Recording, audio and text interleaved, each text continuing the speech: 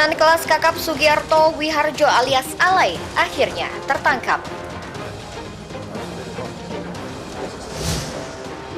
Lampung belum penuhi syarat penetapan status KLB demam berdarah dengki.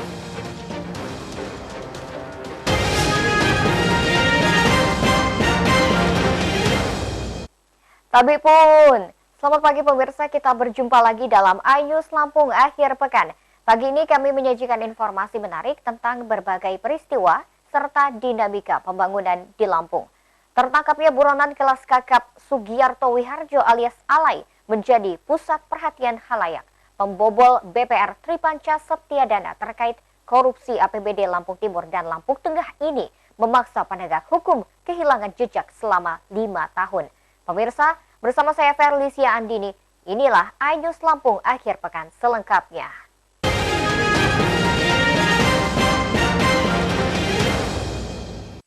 Sugiarto Wiharjo alias Alay ditangkap Kejaksaan Tinggi Bali di Novotel Tanjung Benda, Nusa Dua, Kabupaten Badung, Bali, Rabu sore. Bos grup Tripanca ini menjadi buronan terpidana kasus korupsi ratusan miliar. Alay ditangkap saat transit menuju Lombok.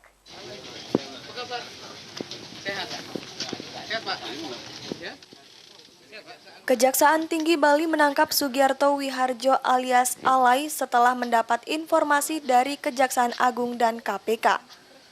Terpidana Alay bersama keluarganya menempuh perjalanan darat dari Jember, Jawa Timur menuju Lombok, Nusa Tenggara Barat. Perjalanan Alay bisa terlacak.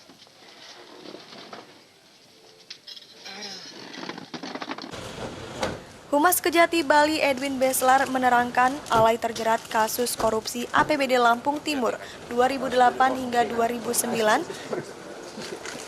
dan pembobolan bank saat menjabat Komisaris Utama BPR Tripanca Setiadana. Pembobolan bank melibatkan 7 orang termasuk 5 direksi BPR serta mantan Bupati Lampung Timur Satono dan mantan Bupati Lampung Tengah Andi Ahmad Sampurnajaya. Perbuatan Alay merugikan Pemkab Lampung Timur sebesar 107 miliar dan Pemkab Lampung Tengah senilai 28 miliar. Alay terpidana 18 tahun, namun kabur sebelum eksekusi putusan Mahkamah Agung pada Juli 2014. Alay diserahkan Kejaksaan Tinggi Lampung sesuai dengan tempat kejadian perkara. Dari Denpasar, Muhammad Muhyiddin, iNews melaporkan. Terpidana kasus korupsi Sugiarto Wiharjo alias Alay ditangkap Kejaksaan Tinggi Bali saat transit liburan Tahun Baru Imlek menuju Lombok, Nusa Tenggara Barat. Petugas menangkap buronan ini berkat hasil pelacakan telepon seluler keluar Alay.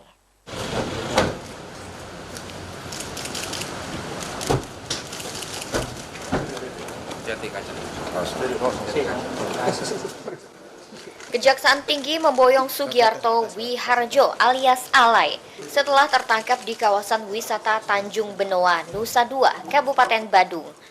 Alay bersama mantan Bupati Lampung Timur Satono merupakan buronan kelas kakap Kejaksaan Tinggi Lampung sejak Juli 2014. Bos grup Tripanca Setiadana ini menghilang begitu putusan Mahkamah Agung memvonis 18 tahun karena kasus korupsi.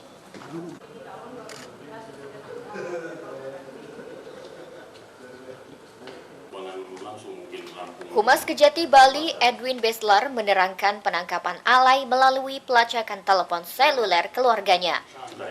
Terpidana Alay bersama keluarga liburan menuju Lombok, Nusa Tenggara Barat.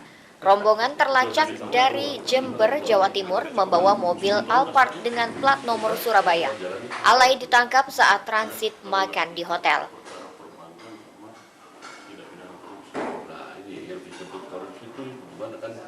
DPO-nya Sugiarto. Sejak kapan?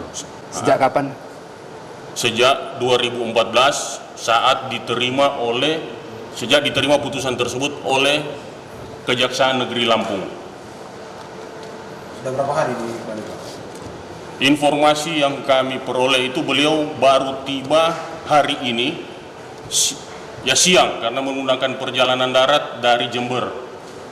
Nah, beliau terpidana ini cuma transit aja karena tujuan selanjutnya akan ke Lombok. Oke, sip. Alai divonis 18 tahun penjara dalam kasus korupsi ratusan miliar APBD Lampung Timur dan APBD Lampung Tengah. APBD masuk rekening BPR Tripanca Setiadana milik Alai. Dari Denpasar, Muhammad Muhyiddin iNews melaporkan. Sugiarto alias Alai buron setelah terpidana 18 tahun kasus pembobolan BPR Tripanca Setiadana. Bank ini menyimpan dana APBD Lampung Timur dan Lampung Tengah bernilai ratusan miliar. Berikut kronologi pembobolan bank hingga proses hukum Alai. Pada 1 November 2008, Bank Tripanca kesulitan likuiditas akibat banyaknya penarikan sehingga terjadi mismatch atau kesenjangan pendanaan. Padahal BI menilai per September 2008 Bank Tripanca masih sehat dengan aset 800 miliar. 7 November 2008, Alai dikabarkan berobat ke Singapura dan mengasingkan diri ke Australia. 14 November 2008, Kapolda Lampung Brigjen Ferial Manaf memerintahkan jajarannya memburu Alai. 17 November 2008, sebanyak 4.000 ton kopi titipan pemasok Tripanca dikeluarkan bertahap dari gudang Wailuni selama 4 hari.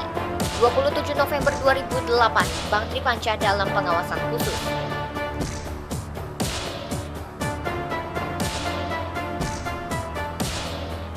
Desember 2008, Polda Lampung menetapkan Alai sebagai tersangka dan masuk daftar pencarian orang alias buron.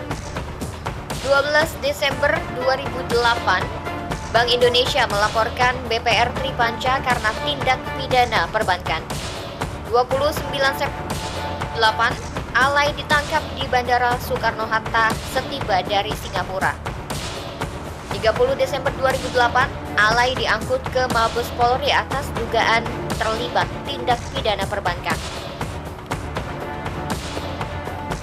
Pada 13 Januari 2009, Alai dijerat Undang-Undang Pemberantasan Korupsi terkait deposito dana APBD Lampung Timur dan Lampung Tengah. 28 Februari 2009, Polda Lampung menetapkan Bupati Lampung Timur Satono dan mantan Bupati Lampung Tengah Andi Ahmad Sampurnajaya sebagai tersangka korupsi dana APBD di BPR Tripanca Setiadana. 24 Maret 2009, BPR Tripanca resmi ditutup. 3 April 2009, Mabes Polri dan Polda Lampung merampungkan pemeriksaan Alai dan 7 tersangka lain. Mereka dijebloskan ke rutan Wailui. Beralih ke informasi lain, pemirsa, KPU Prisewu siap melakukan survei kesiapan pengidap gangguan jiwa dan tunagrahita untuk menyalurkan hak pilih pada pemilu 2019. Hak suara penyandang keterbelakangan mental tersebut dijamin peraturan KPU nomor 11 tahun 2018.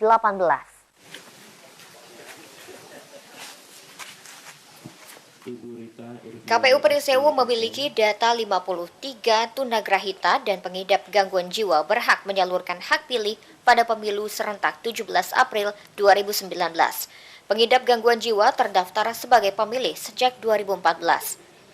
Peraturan KPU nomor 11 tahun 2018 tentang pemilih di dalam negeri mengatur hak pilih pengidap gangguan jiwa dan tunagrahita. Pengidap gangguan jiwa dimaksud berada di rumah sakit jiwa dan bukan orang gila di jalanan. Komisioner KPU Prisewu Sofyan Akbar Budiman menjelaskan hak pilih dan mekanisme penyaluran hak suara tersebut.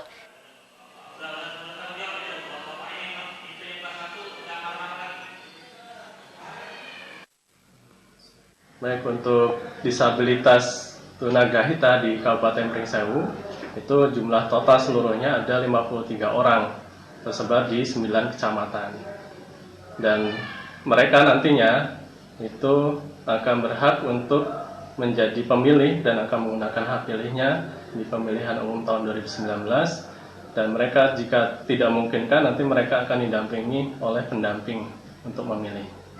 Kita ini orang-orang yang kita data dari rumah ke rumah, jadi mereka yang mengalami keterbelakangan mental atau mengalami gangguan jiwa atau ingatannya, jadi bukan mereka yang ada di jalan-jalan yang tidak jelas. Tidak semua orang sakit jiwa bisa memilih. Hak suara orang mengalami gangguan kejiwaan ditentukan melalui rekomendasi dokter. Dari Prisewu, Indra Siregar, iNews melaporkan. Pemirsa, setelah jeda pariwara berikut kami kembali dengan informasi lain di antaranya. Penetapan status kejadian luar biasa tergantung kasus DBD seluruh kabupaten kota. Tetaplah bersama kami di iNews Lampung akhir pekan.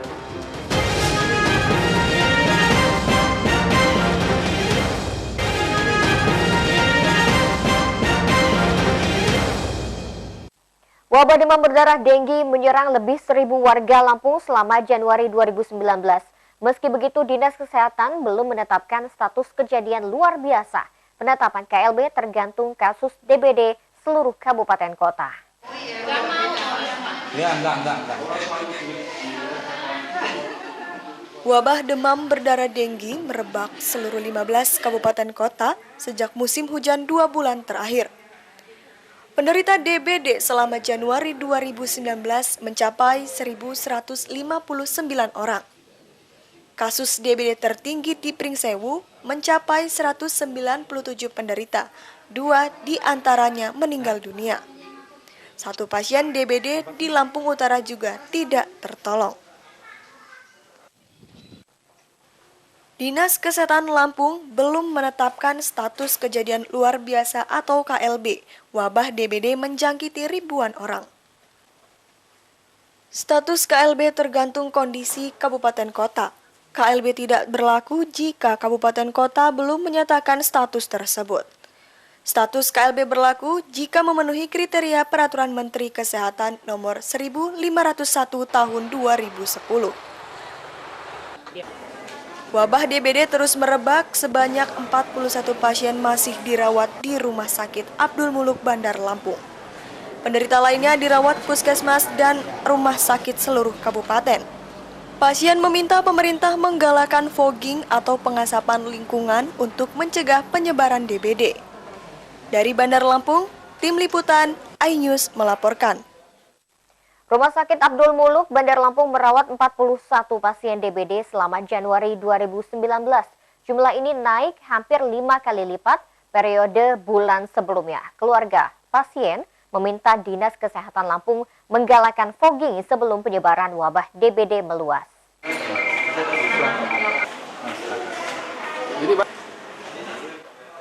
Rumah Sakit Abdul Muluk Bandar Lampung merawat 41 pasien demam berdarah denggi atau DBD selama Januari 2019.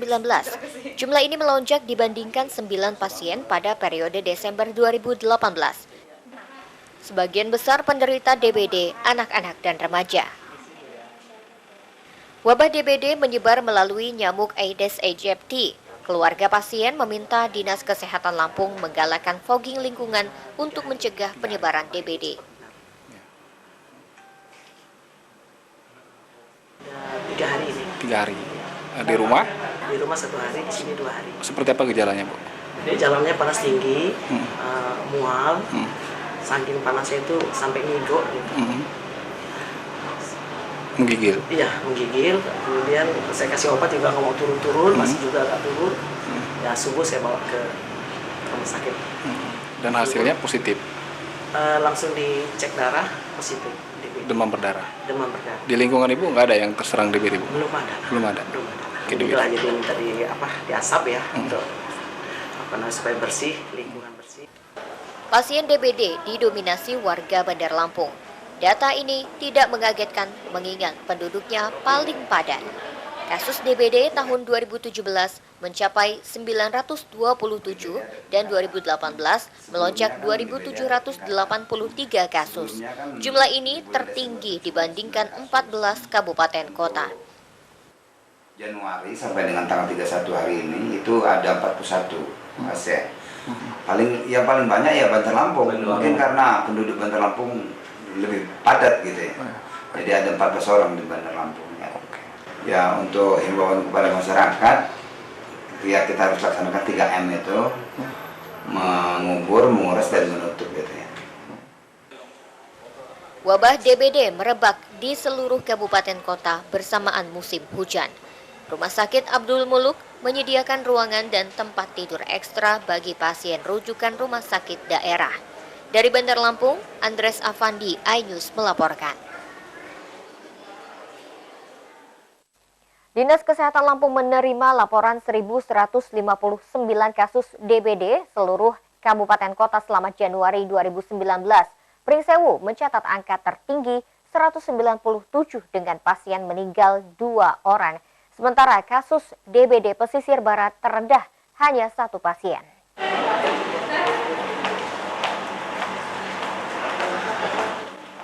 Wabah DBD di Lampung meledak selama periode Januari 2019. Kasus DBD meliputi 15 kabupaten kota mencapai 1.159.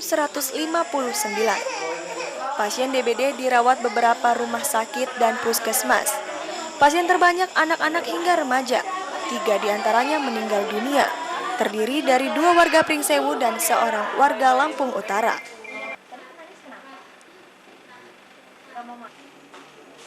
Sekretaris Dinas Kesehatan Lampung, Asih Hendri Astuti mengungkap angka DBD tertinggi di Pringsewu sebanyak 197 kasus. Berikutnya Pesawaran, Lampung Timur, Lampung Tengah, dan Bandar Lampung. DBD mewabah karena faktor frekuensi hujan, pemberantasan sarang nyamuk masih minim, dan tingginya virulensi virus.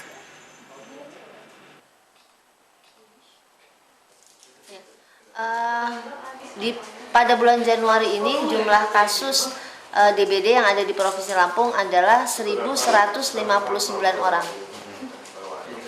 Dari 15 kabupaten kota yang melaporkan, maka kasus tertinggi ada di Kabupaten Pringsewu, yaitu 197 orang. Jadi kalau dibandingkan Januari dan Januari, maka Januari 2018 jumlah kasusnya 226 orang. Kalau tahun ini 1.159 orang di bulan Januari. Jadi lebih meningkat ya. Iya, meningkatnya banyak ya. 5 kali. Faktor yang mempengaruhi sehingga terjadinya kasus-kasus DBD ini banyak, maka yang pertama adalah tempat perindukan nyamuknya banyak. Jadi bisa karena faktor frekuensi tadi, frekuensi hujan. Yang kedua, masih kurangnya kesadaran masyarakat untuk melakukan pemberantasan. Dari Bandar Lampung, Andres Avandi, iNews melaporkan. Dari virus. Pemirsa, setelah pesan-pesan berikut ini kami kembali dengan informasi lain, di antaranya warga Tionghoa harapkan tahun baru Imlek membawa keberuntungan. Ikuti informasinya sesaat lagi.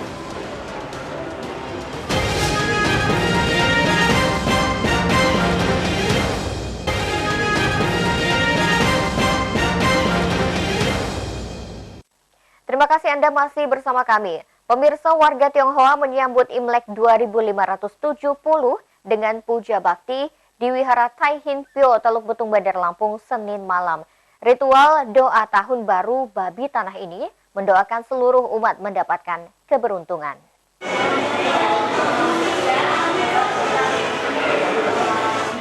Warga Tionghoa Bandar Lampung mengikuti puja bakti tahun baru Imlek 2570 di Wihara Tai Hin Pyo. Doa keselamatan dan keberkahan ini berlangsung khidmat. Ritual bergantian sejak petang hingga malam. Wihara menyediakan dupa dan lilin berbagai ukuran sebagai sarana puja bakti. Banyaknya kelengkapan dan ornamen menambah semarak perayaan Imlek. Warga Tionghoa mendoakan semua umat mendapatkan keberuntungan dan keamanan. Harapan saya ya penuh berkah, penuh cinta kasih, damai. Ini kan tahun politik nih, ini seperti apa gitu menyikapinya? Politiknya supaya aman aja lah. Aman aja ya. Seksi Kerohanian Wihara Tai Hin Pyo Romo Joni Kardianto menuturkan ritual puja bakti ramai sejak Senin petang. Tahun babi tanah bagi warga Tionghoa mengandung 2 unsur kebaikan dan kedamaian.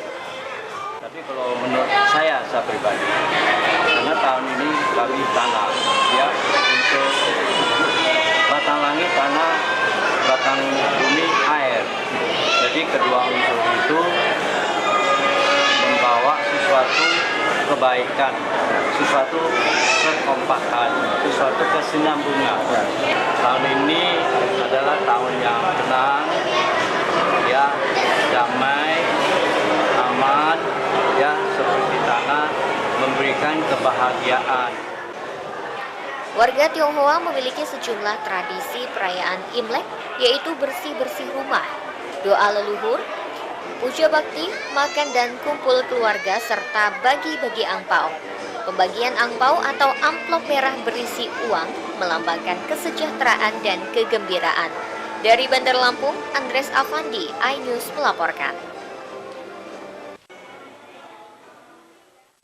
Atraksi barongsai memeriahkan perayaan Tahun Baru Imlek di Bandar Lampung Senin malam.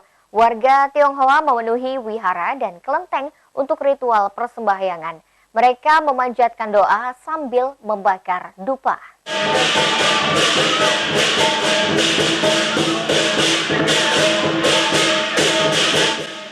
Warga Tionghoa Bandar Lampung memadati kawasan wihara Tai Hin Pyo di Jalan Ikan Kakap, Teluk Betung Selatan. Warga bersemangat merayakan Tahun Baru Imlek 2570. Perayaan Imlek bukan monopoli etnis Tionghoa. Warga Kota Bandar Lampung lainnya turut hadir untuk menyaksikan barongsai. Atraksi ini ditunggu-tunggu setahun sekali.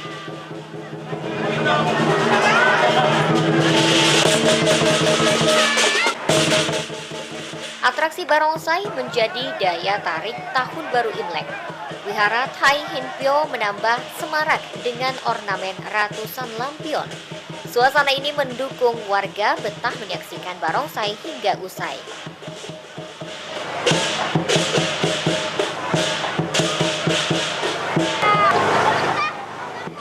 Kemeriahan perayaan Tahun Baru Imlek mempengaruhi antusias warga Bandar Lampung.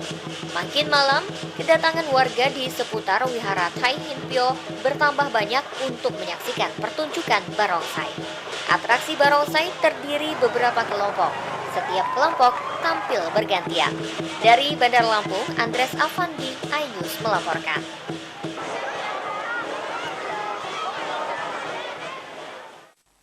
Pemirsa, libur Imlek memancing keramaian kawasan Teluk Lampung. Salah satunya Pantai Sari Ringgung di Desa Sidodadi, Kecamatan Teluk Pandan, Pesawaran. Pengunjung lokal maupun wisatawan Nusantara menghabiskan waktu libur bersama keluarga. Dan pemirsa, informasi tersebut sekaligus mengakhiri iNews Lampung hari ini. Saya Verly Andini mewakili kru yang bertugas undur diri. Terima kasih dan sampai jumpa.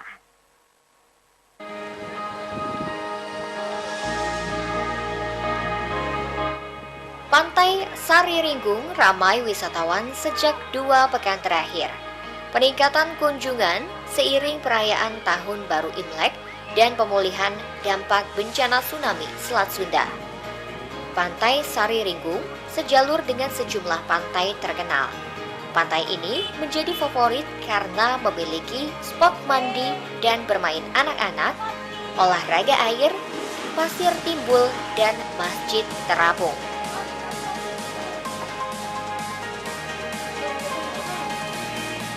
Momen libur Tahun Baru Imlek memulihkan kunjungan wisata pantai.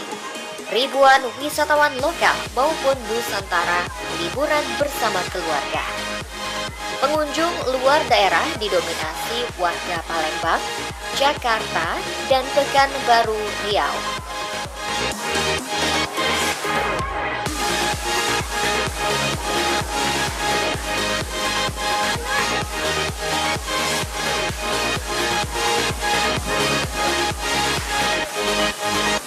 Cara Imlek liburan anak-anak.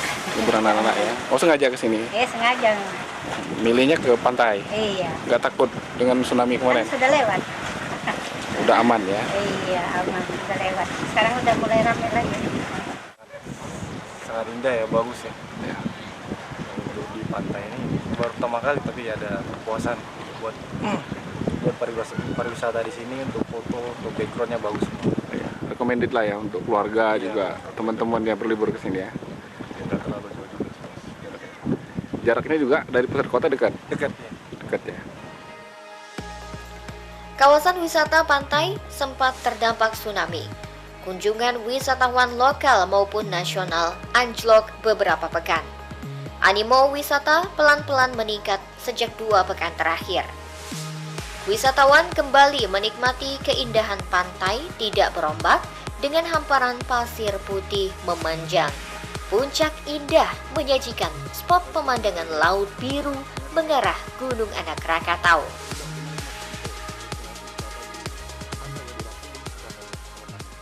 Ya, jadi kemarin memang setelah pasca Gunung Anak Rakatau meletus dan menyebabkan tsunami, kunjungan itu sempat turun di pantai kita. Cuma alhamdulillah sekitar 2 minggu ini ada meningkat kunjungan tamu ke Pantai Sariring. Sudah mulai normal kunjungan? Sudah mulai normal. Dari mana aja Bang? Kebanyakan dari Palembang. Palembang. Masyarakat lokal sendiri? Iya, masyarakat lokal, wisatawan lokal dan kebanyakan dari Palembang. Wisatawan bersemangat liburan ke Pantai Sariringgung karena kemudahan akses dan jarak tempuh relatif cepat dari pusat kota Bandar Lampung. Dari Bandar Lampung, Andres Afandi, iNews melaporkan.